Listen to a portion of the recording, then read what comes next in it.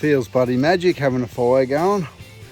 It's probably still about 23 or 4 degrees here, but the insects and flies over the top. So we're doing another free camp tonight. We're into Katherine in the morning, probably for a full day there. I want to show Margaret a few things in Katherine, and then we'll do another free camp and then another day. Within 3 days we're in Darwin. I could be in Darwin in 3 hours, but there's a few things to see on the way. What are you knocking up for dinner, love? Not quite sure, but I know definitely we're having spuds in the fire. Oh, yum yum.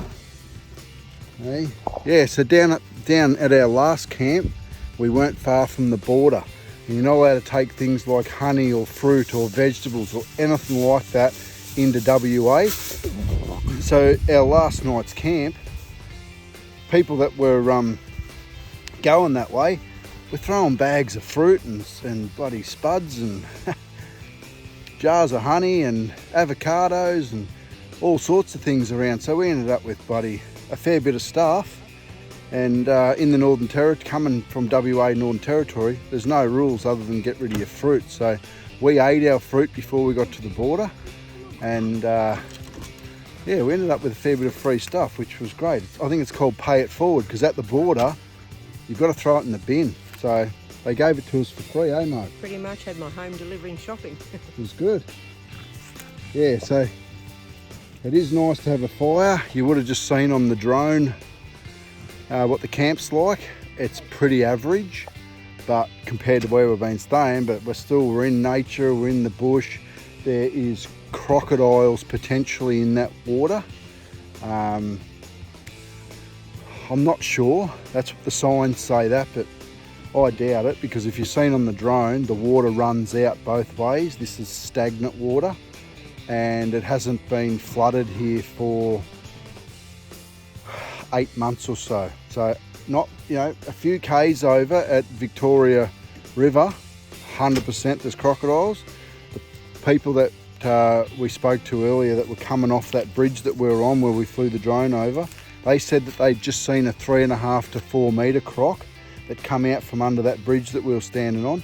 And I flew the drone around for about 15 or 20 minutes, but we couldn't spot a crocodile. But we will, any day we'll spot a croc. But yeah, we've just got to keep looking, keep trying, keep exploring, and hopefully tomorrow night in Katherine it'll be a better camp than what's here. It's quite rough on the ground, and but still, it's fine for one night. Yeah, so the sun is just about to go down there, but I was over here 10 or 15 minutes ago grabbing some firewood. Things you find in the bush. It's part of an old shed brace there, a roof brace. It's like an old drawbar off something. An old tin off a tin. There's an old side cover off a car there, like a left-hand guard or something. Probably off an old truck actually, because over here you've actually got, an old clutch and the cluster shaft, the main shaft in front of the clutch. There's the flywheel. Part of the tail shaft, there's another, actually this has all been dumped here because there's too many clutches and too many gearbox parts that don't marry up. So yeah, someone's just dumped all their crap here. But yeah, you can see there's a lot of differential parts.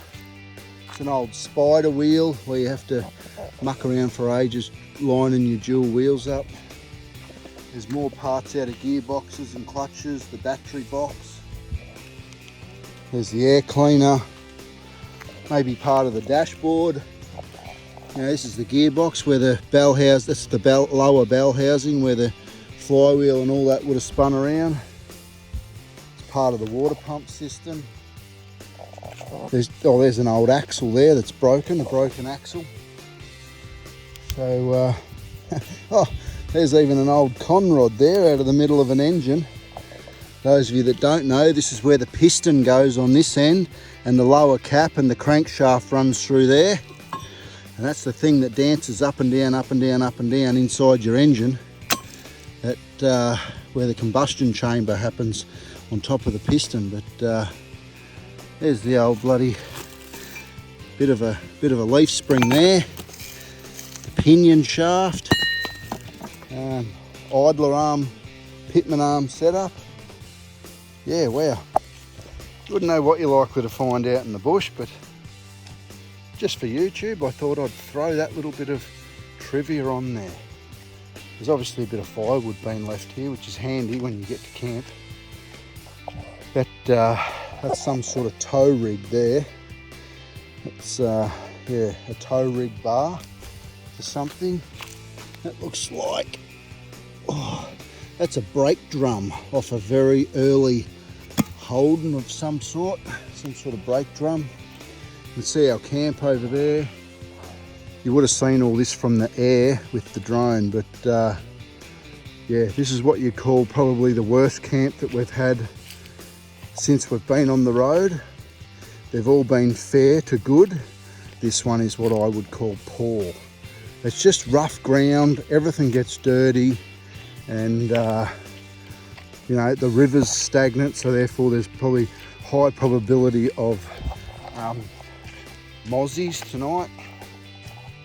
And yeah, the flies are pretty bad, except for when you're just near the fire. But you still, it doesn't matter where you go out in the bush, you always find evidence of people either camping or exploring, like right here. You know, people just leave their crap anywhere.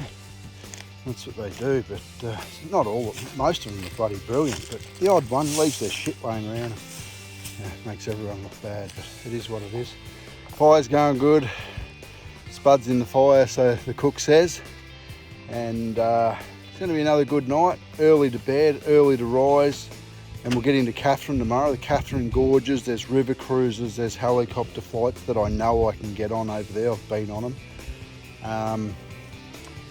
Yeah, so Margs is going to get an eye opener in the next 24 hours.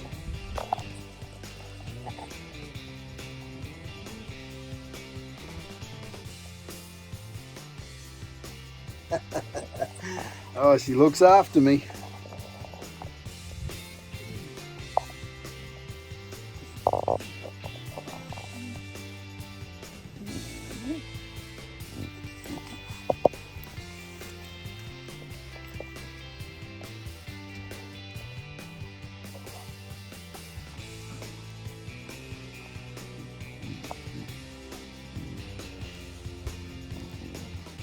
So here we are, outside in the bush. I've been in bed for over half an hour. Margaret comes out and says, oh, there's a sugar glider in the tree. So here we are outside again and have a go at this little sugar glider. He would be about in between the size of a mouse and a rat. He is tiny. You can see his tail wrapped around the tree. Take that mug and shine him up. We'll give these guys a look at it.